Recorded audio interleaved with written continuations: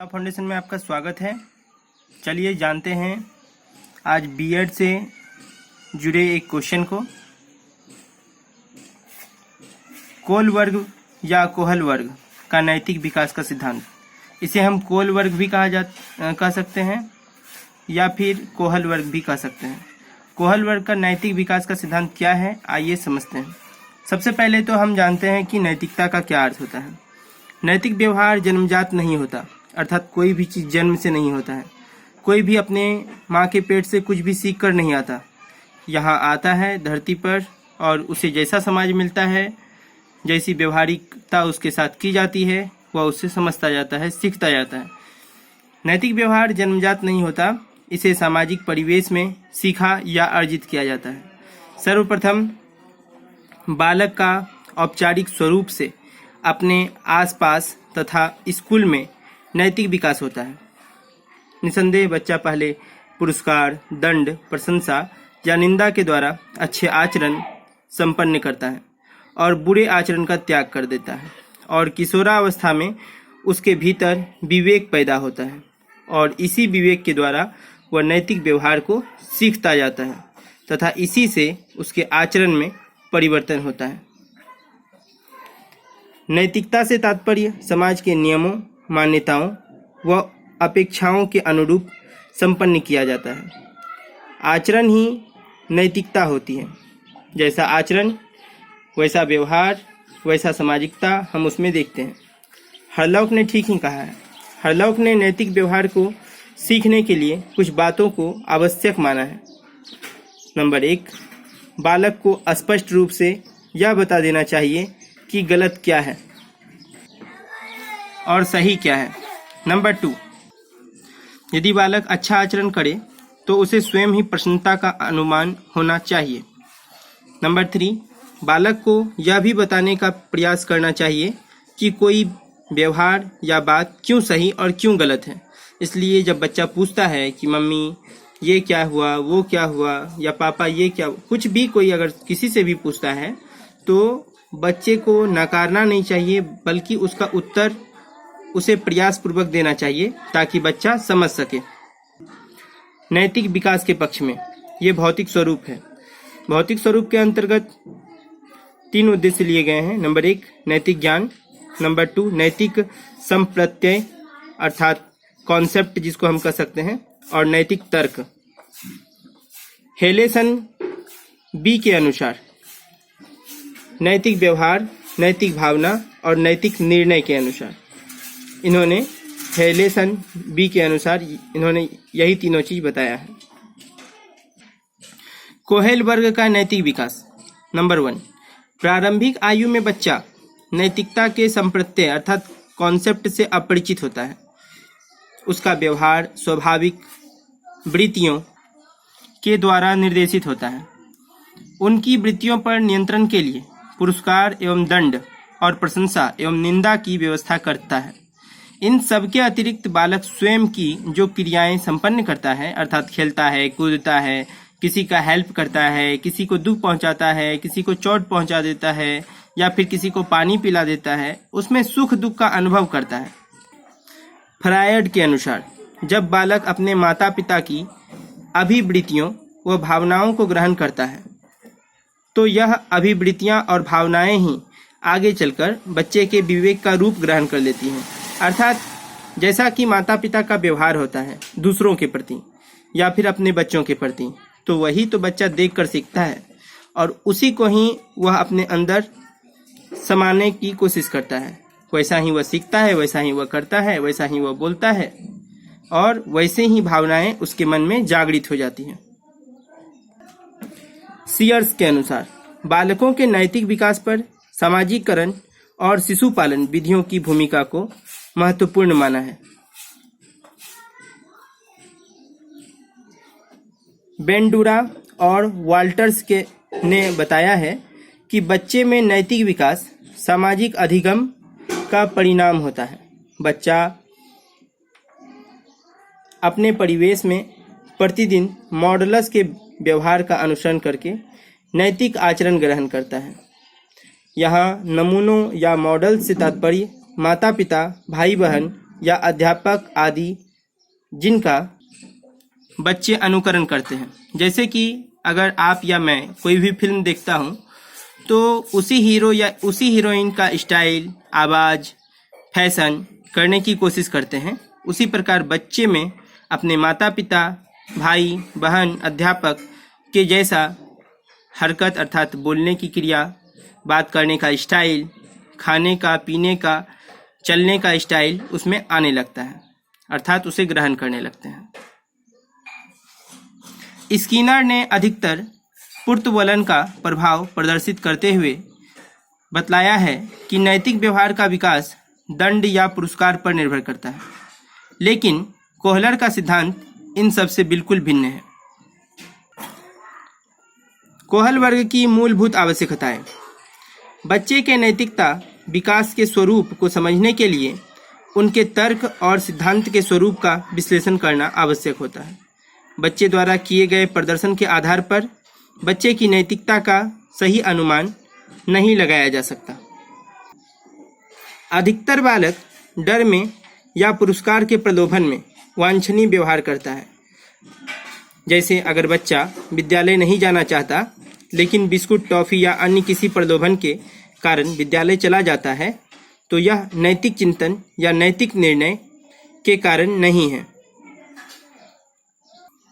क्योंकि वह खुद से अपनी सोच के अनुसार कार्य नहीं करता, बल्कि वह या तो दंड या तो फिर किसी प्रलोभन के वशीभूत होकर यह कार्य करता है। कोहल वर्ग के अनुसार बालक को किसी धर्म संकट की स्थिति में रखकर यह देखा है कि बच्चा उस स्थिति में क्या करता है और किस तर्क के आधार पर उचित व्यवहार के लिए निर्णय लेता है। कोहल वर्ग के इस उपागम को प्राणीगत उपागम भी कहा जाता है।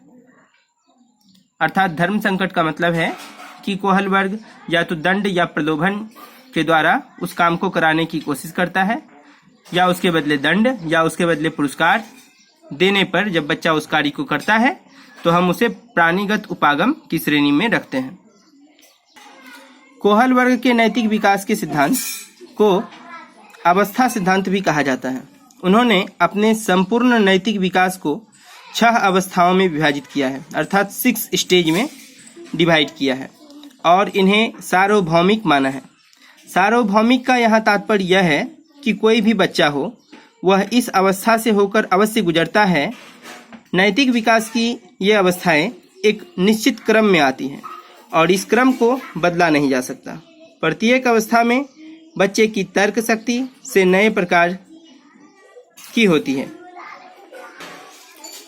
जब बच्चा एक अवस्था से दूसरी अवस्था में प्रवेश करता है तो कोहलर के अनुसार नैतिक व्यवहार में गुणात्मक परिवर्तन क्रमिक रूप से ही होते हैं, वे ऐसे ही पैदा नहीं हो जाते। बच्चा जब किसी अवस्था में प्रवेश करता है तो वह केवल उस अवस्था की ही विशेषताओं का ही प्रदर्शन नहीं करता, बल्कि वह अन्य अवस्थाओं की विशेषताओं को केवल उसी अवस्था की विशेषता मान लेता है।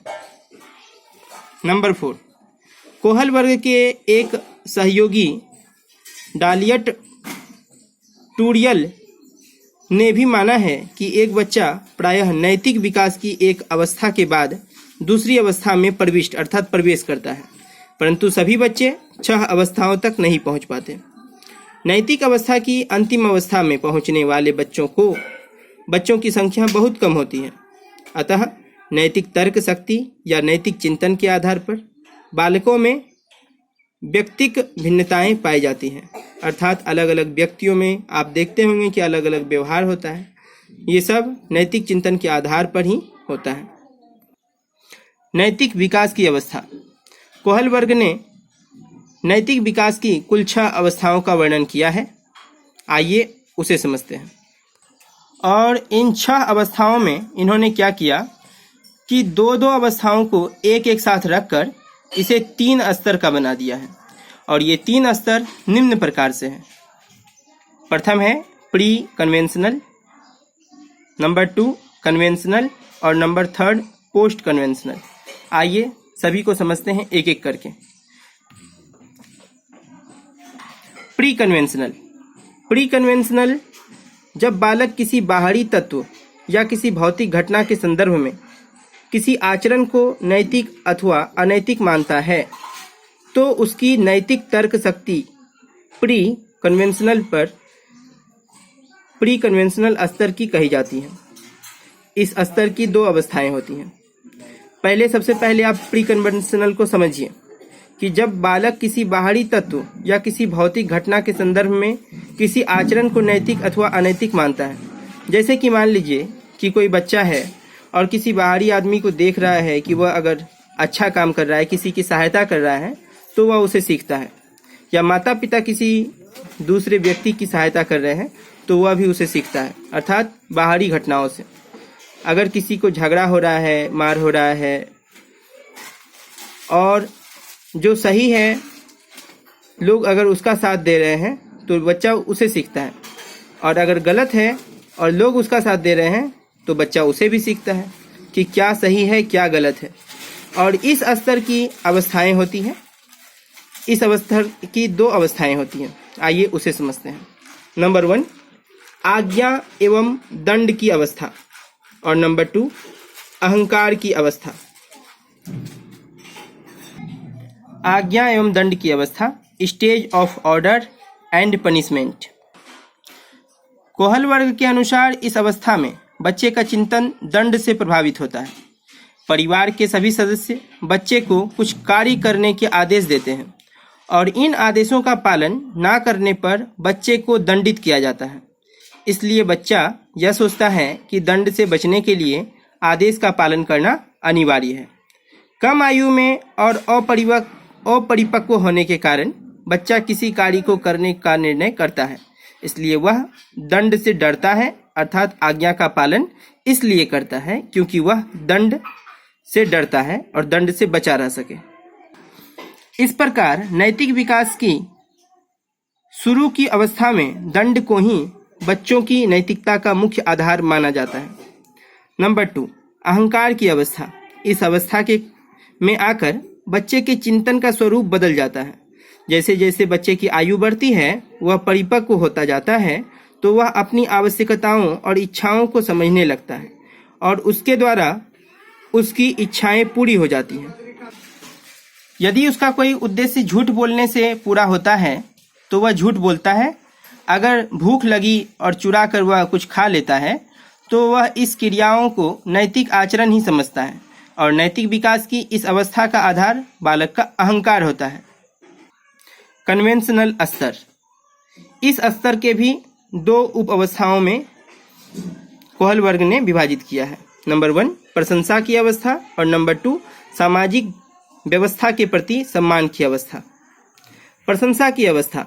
इस अवस्था में बच्चा जो भी करता है वह दूसरे लोगों के द्वारा उसकी प्रशंसा करने के लिए करता है।